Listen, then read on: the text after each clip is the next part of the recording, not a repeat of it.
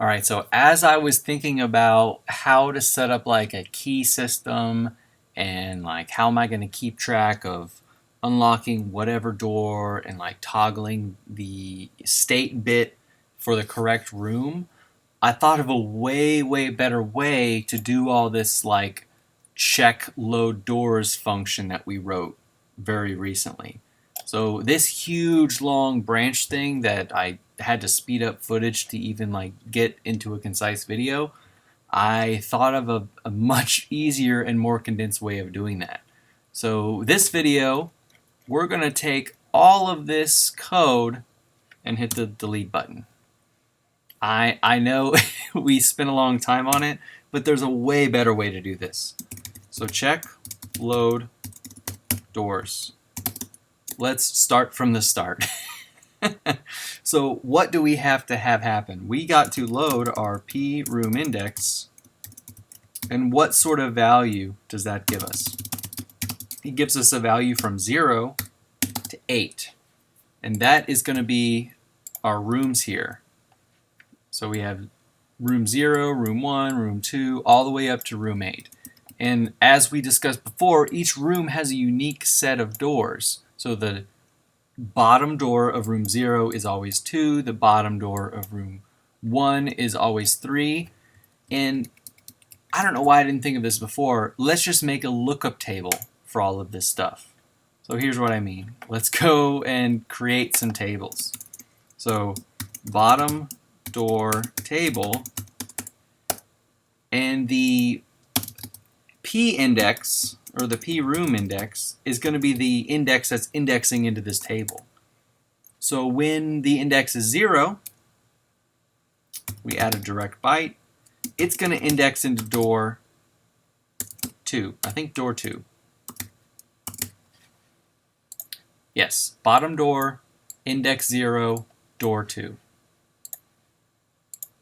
The next room over is room 1, or index 1 rather, door 3. Index 2, door 4.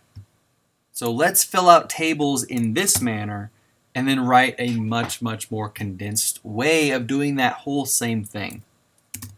So we got door 3. Next index is index 2, door 4. I think that's right. Yes, door 4. So, and then we have index 3, 7, index 4, 8, index 3, 7, index 4, door 8. Last one, index 5, door 9. DB, door 9, index 4, door 9. And then we want to put some nulls. So the bottom-most rooms don't contain bottom doors. So when we're using the AND instruction to compare if a door is present or what we want to do with it, the AND operation has to render a 0. So let's create a null value up here. Null is going to equate to 0. And that will ensure any AND operation yields a 0, and we branch to exit that section of the routine.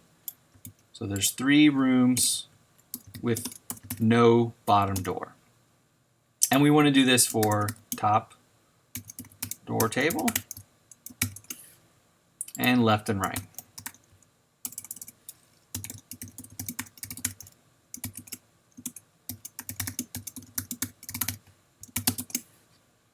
And we just want to take into account the unique set of doors per that room index that we always have as a consistent just frame of reference. So let's do all the uppers. So 0 through 2 don't contain doors. Let's just copy paste those 3 nulls.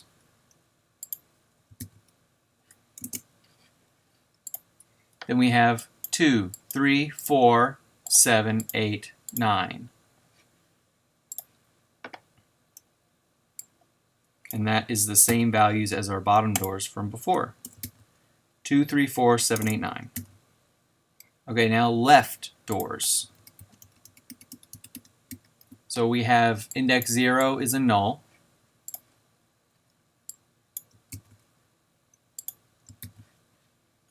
Then we have 0, 1.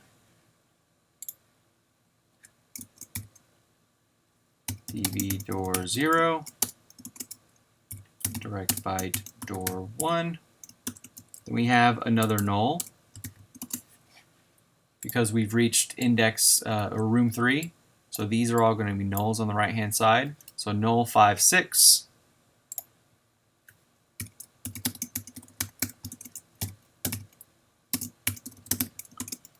We have another null and A, B.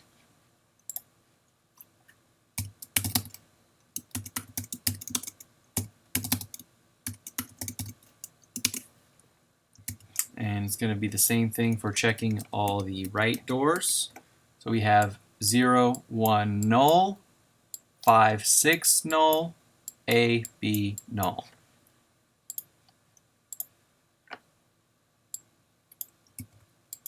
Zero, 1 null, 5, 6 null, A, B null.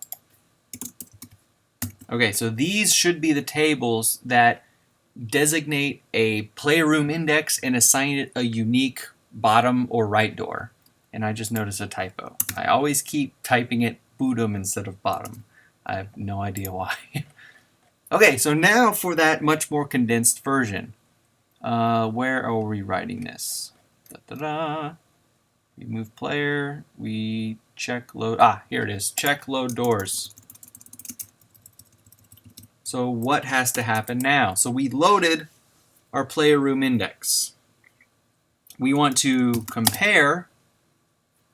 Let me sort of just further explain. So instead of looking at a specific value and branching 8 times because we have 8 rooms, now we format it in such a way to where we can only branch 4 times because we have 4 doors. And then that table takes care of the unique doors that are relating to rooms. So we compare with, so let's check the top first. So checking top doors. And when we check the top doors, what are we checking for? Let's first check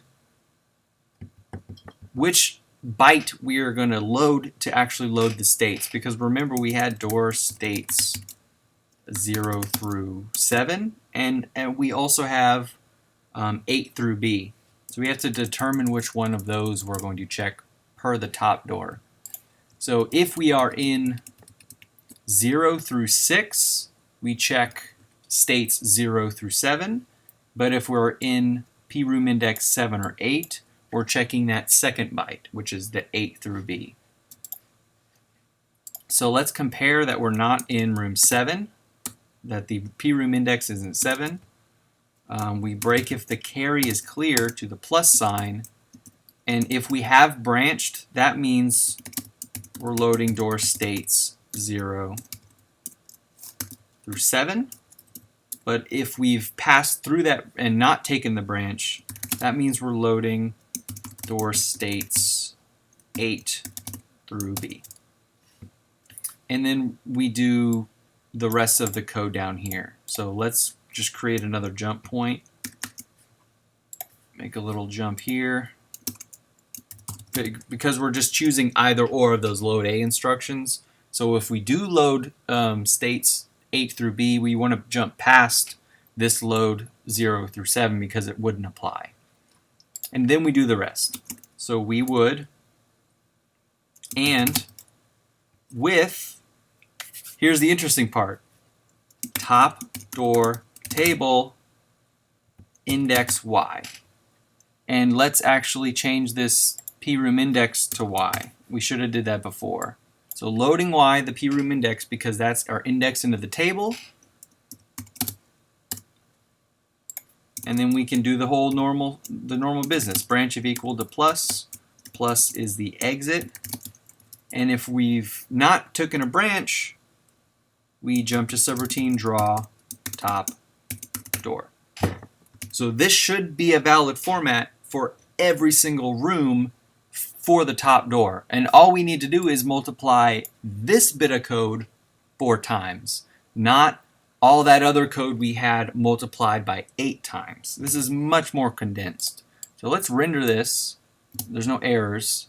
Okay, so there's no doors drawn. Let's draw a top door.